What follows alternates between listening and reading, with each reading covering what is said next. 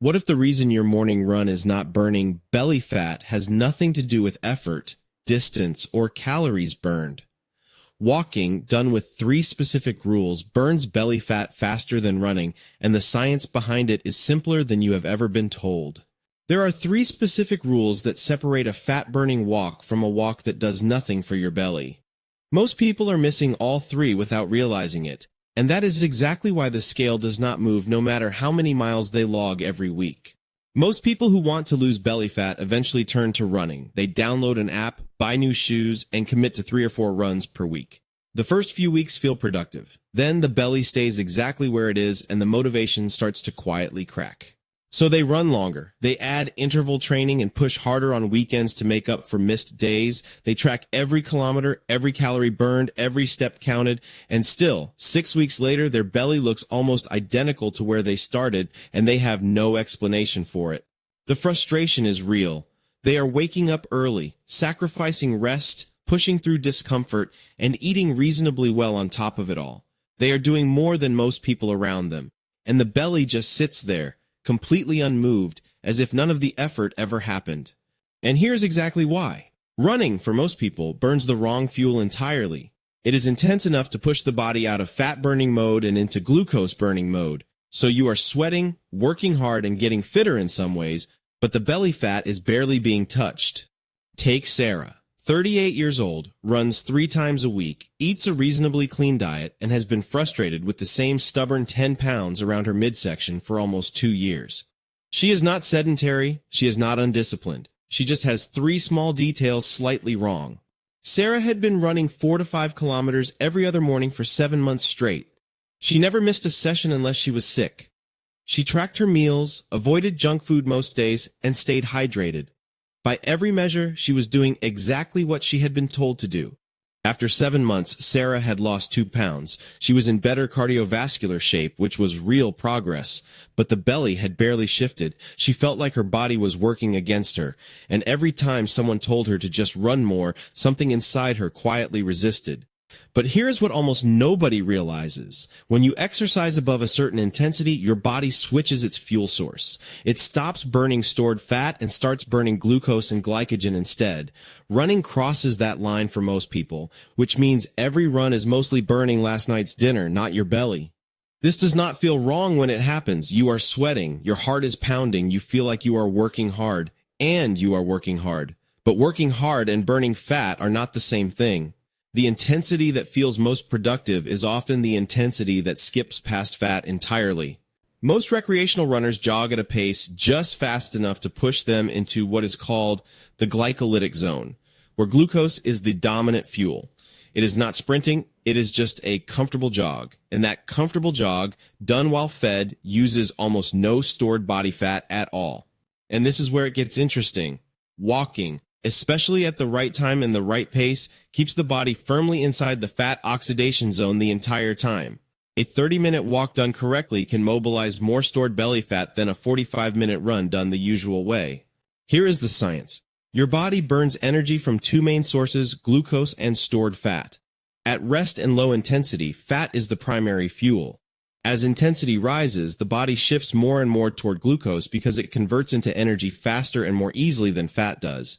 The threshold where fat burning starts to fall off is called the aerobic threshold. It sits at roughly 50 to 60% of maximum heart rate for most untrained people. Above that line, glucose takes over as the dominant fuel and fat contribution drops off sharply with each step faster you go. The second mechanism is insulin. When you eat before exercising, insulin is elevated in your bloodstream. Elevated insulin directly suppresses fat oxidation. Your body cannot efficiently access stored fat when insulin is present, which means a fed run is far less effective at targeting belly fat than a fasted walk. These 2 mechanisms stack in the same direction. High intensity pushes you out of fat-burning mode. Elevated insulin suppresses it further. Most people who run do both at once, eating before their run and jogging past the aerobic threshold. Both mistakes layered together, shutting down fat oxidation from 2 angles. But the timing of your walk changes everything. Overnight, your body has been fasting while you sleep. By morning, insulin is at its lowest point of the entire day. Glycogen stores are partially depleted. Your body is already positioned to use fat as its preferred fuel before you take your first step. This overnight fasting window is real and measurable. Your liver draws down glycogen stores throughout the night to stabilize blood sugar while you sleep. By the time you wake up, your body is already primed and positioned to use stored fat as its primary fuel for movement. The morning walk uses that state directly. When you walk in that fasted morning state, your fat cells release fatty acids into the bloodstream. Your muscles pick them up and burn them directly for movement. Belly fat, which is metabolically very active, responds strongly to this low-intensity fasted movement in a way that post-meal cardio simply cannot replicate. The window closes the moment you eat or drink anything with calories. Insulin rises, fat release slows, and your body shifts back toward glucose as fuel. This is why the coffee with creamer before your morning run is quietly shutting down the very fat-burning effect you are hoping the workout will create. Think of a fireplace running on two fuels. Kindling is glucose and logs are stored fat. Feed it kindling constantly, and it never needs to touch the logs. But let the kindling run low overnight, then step outside for your morning walk, and the fire goes straight for the logs instead. Most people cancel out the fasted walking benefit before they even leave the house. A coffee with oat milk, a small banana for energy before the walk, a protein shake to fuel the workout. Every one of those things raises insulin, closes the fat-burning window, and turns the walk into a glucose session. The second walking mistake is pace. Most people walk at whatever feels comfortable, which is fine for general health, but misses the target for belly fat. Too slow and you barely stimulate fat release. Too fast and you cross the aerobic threshold into glucose-burning territory. The right pace is very specific. Stay with me here. Even the healthy habits during the walk backfire in this context. A sports drink mid-walk, a handful of trail mix at the turnaround, a recovery smoothie the moment you return home. Each one spikes insulin mid-session or immediately after, cutting the fat-burning effect short before it fully lands. Weekends break the pattern for most people. They sleep in, eat a full brunch, and then walk in the afternoon. The fasted window is completely gone. Insulin is elevated from the meal. The afternoon walk has general health value, but it is not the belly fat session the body is capable of in the morning. And none of those choices feel like mistakes. Eating before exercise feels responsible. A comfortable pace feels sensible. A recovery drink after the walk feels earned. But each one quietly works against the specific fat-burning mechanism that makes walking more powerful than running. There is a better approach, and it is not complicated. Here is the reframe. Walking is not the lazy alternative to running. It is a precise biological tool that targets stored fat directly. Walking at the right time, right pace, and right state accesses belly fat in a way that moderate jogging done the usual way physically cannot match. Sarah's body was not broken. Her effort was completely real, but her body was receiving the wrong signals every single morning. It was being pushed into glucose-burning mode by a pre-run coffee with creamer and a jog that crossed her aerobic threshold before she was even a quarter mile down the road. The shift is 3 rules applied to the same walk. Rule 1 is timing. Walk fasted before any caloric food or drink. Rule 2 is pace. Keep it conversational so you stay in the fat-burning zone. Rule 3 is duration. Go at least 30 minutes to let fat mobilization fully ramp up and sustain.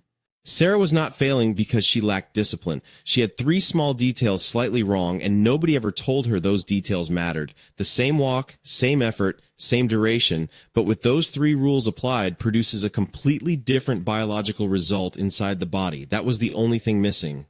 Here's what a fat-burning walk actually looks like in practice. Wake up, drink water or plain black coffee, and head out without eating anything at all. Walk at a pace where you could comfortably speak a full sentence without pausing for breath. Stay out for at least 30 minutes, ideally 45. Skip the pre-walk snack. Skip the sports drink. Skip the caloric coffee add-ins before you head out. Keep the walk. Keep the steady conversational pace, and keep the duration consistent every morning. What you remove from the routine is just as important as the walk itself. The absence of insulin is the whole point. The moment you start walking fasted at a conversational pace, your body enters fat oxidation mode within the first 10 minutes. By minute 20, fatty acids from stored fat become the dominant fuel. By minute 30, belly fat is contributing significantly to every step in a way a fed jog simply never reaches. You do not need to do this every day to start seeing changes. 4 mornings a week is enough to begin the shift. At 1 week, most people notice more stable energy throughout the day. By week 2 or 3, the waistband starts feeling different before anything changes on the scale. Think about a wood-burning furnace with two fuel sources beside it. On the left, a small pile of dry kindling. On the right, a large stack of heavy logs. Feed it kindling every 2 hours, and it burns bright and easy and never once reaches for the large logs waiting beside it. But if the furnace runs through the night on low heat without new kindling, by morning, it is nearly empty. Light it back up gently with a slow, steady burn, and it finally reaches for the logs. That is exactly what the fasted morning walk does. It starts the furnace on stored fat. Your body has two fuel tanks, a small reserve that refills every time you eat, and a large main tank full of stored fat that holds months of energy. As long as the reserve has fuel, the engine ignores the main tank completely. Fasted walking drains the reserve and forces the engine onto stored fat. Once you see it this way, you cannot unsee it. The most common objection is that walking feels too easy to count as real exercise, but the goal here is not a high heart rate. The goal is stored fat as fuel. For that one specific goal, low-intensity fasted walking wins every time. Here's exactly where to start. Step 1. Schedule your walk for the morning before eating anything. Water or plain black coffee only beforehand. Step 2. Set a pace where you can speak a full sentence comfortably while moving. If you cannot talk without gasping, you are moving too fast for fat burning.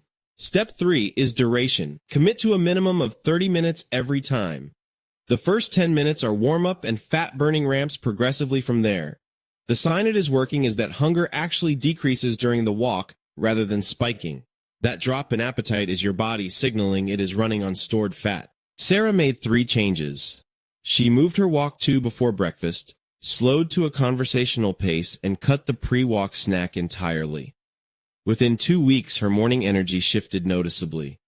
Within 6 weeks, her genes fit differently. 7 months of running had not produced that result. 3 rule changes in the walk did. This is not a miracle method. It works because it aligns with how your body processes fuel naturally. It takes 2 to 4 weeks of consistency before visible changes begin, but it does not require more effort than you are likely already putting in. Just a different timing and a slightly adjusted approach to the same walk. Before tomorrow morning, decide on one thing. Commit to a 30-minute walk before eating anything, water only or plain black coffee if needed. Walk at a pace where talking feels completely easy. That is the whole experiment. One morning, 30 minutes, nothing eaten beforehand. See how the body responds and go from there. Your body already knows how to burn fat. It was doing it every morning before the habits that filled that window came along. The only thing that changed was the sequence of what happened before the movement. Change the sequence back, keep the walk, and let the biology do the rest on its own.